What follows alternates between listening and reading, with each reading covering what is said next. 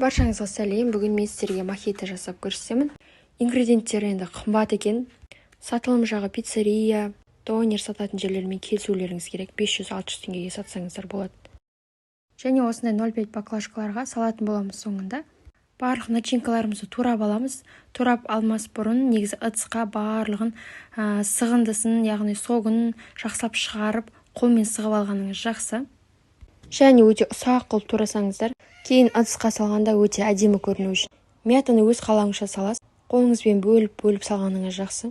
Үстінен 2-литровый спрайт, 1,5 литрлік осындай сарыағаш араластырып құйып аламыз. Тағы да 1,5 литрлік сарыағаш құямыз. Мохитоға арналған сиропты дәміне қарай 4 ас қасық салсаңыздар болады. Газы ұшпас үшін бетін міндетті түрде жауып қоямыз. Шамалы уақыттан кейін бірден баклажкамызға құйып аламыз. Бәрін бірдей етіп ішіне лайм, мятаны салып жіберсеңіз болады. Осында апельсинді, лимонды қосып жіберсеңіз болады. Енді оны әдемілеп турасаңыз әдемі болып көрінеді. Менен тек қана 10 штук шықты 0,5 пен. Енді кеткен шығынды есептесек, примерно 450-500 теңгеге қойсаңыздар болады. Негізі пиццерияларда 800 теңгеден сатады 0,5-тің өзін. Дәмі енді өте керемет. Салқындатып мұз салып жіберсеңіздер де болады, бірақ баклажканың ішіне салмайсың мұзды.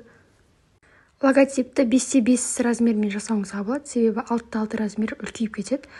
Жасыл қақпақ немесе ақ түсінен таңдасаңыздар болады. Логотипсіз дәл осылай тұрса да өте әдемі көрінеді. Енді өзіңіздің қалауыңыз бойынша.